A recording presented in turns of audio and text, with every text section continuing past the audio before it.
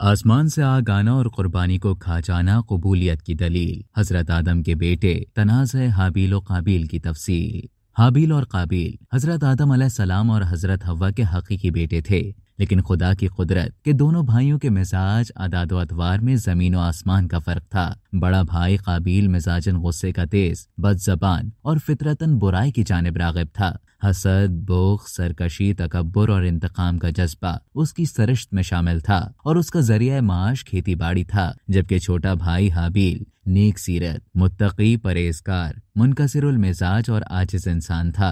वो भेड़ बकरियां चराया करता और फारिग वक्त अपने वालिद की खिदमत में गुजारता। काबिल शक्ल सूरत में हाबील से ज्यादा खूबसूरत था, जबकि हाबील वाजबी खदोखाल का मालिक था, लेकिन अपने बड़े भाई काबिल के मुकाबले में ज्यादा कवी और ताकतवर था।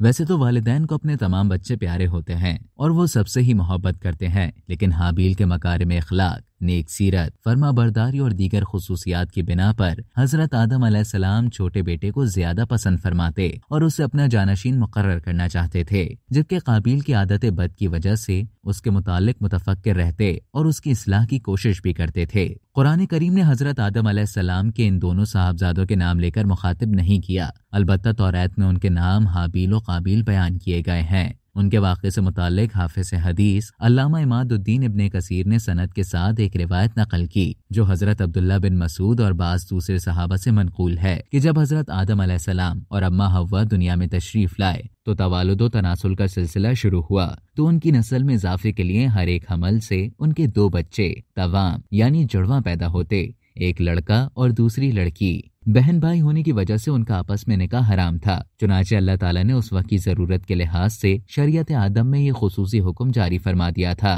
कि हजरत हव्वा से तमाम पैदा होने वाले लड़के और लड़की का अक़द दूसरे वक्त में पैदा होने वाले तमाम बच्चों से कर देना जायज है। उसी हुक्म के मुताबिक काबिल और हाबील की शादी होना थी। काबिल उम्र में बड़ा था, उसके साथ उसकी जो हमशीरा पैदा हुई वो हाबील के साथ पैदा होने वाली हमशीरा से बहुत ज्यादा हसीन और खूबसूरत थी। जब निकाह का वक्त आया तो हस्बे हुक्म हाबील के साथ पैदा होने वाली हमशीरा काबिल के हिस्से में आई, लेकिन चूंकि वो खूबसूरत नहीं थी, चुनाचे काबिल ने उससे शादी से इनकार कर दिया और वो अपनी सगी हमशीरा से शादी का ख्वाहिशमंद था। हजरत आदम ने शरई कायदे के मुआफिक उसे कबूल नहीं फरमाया और काबिल को अल्लाह के हुक्म के मुताबिक अमल की तलकीन की, लेकिन काबिल अपनी जिद से बाज न आया। बड़ा होने की वजह से काबिल खुद को वालिद का जानशीन समझता था, लेकिन वो हाबील के ताल्लुक से वालिद के ख्यालात से वाकिफ था। अब हसीन और जमील लड़की से हाबील की शादी के फैसले ने उसे हाबील का दुश्मन बना दिया। हजरत आदम अलैहिस्सलाम ने जब दोनों भाइयों के दरमियान ये तनाज़ा देखा तो रफ़ा इख्तिलाफ के लिए दोनों भाइयों के लिए ये तजवीज़ पेश की कि तुम दोनों बारगाहे खुदावंदी में अपनी अपनी कुर्बानी पेश करो। अल्लाह ताला तुम दोनों में से जिसकी कुर्बानी कबूल फरमा लेगा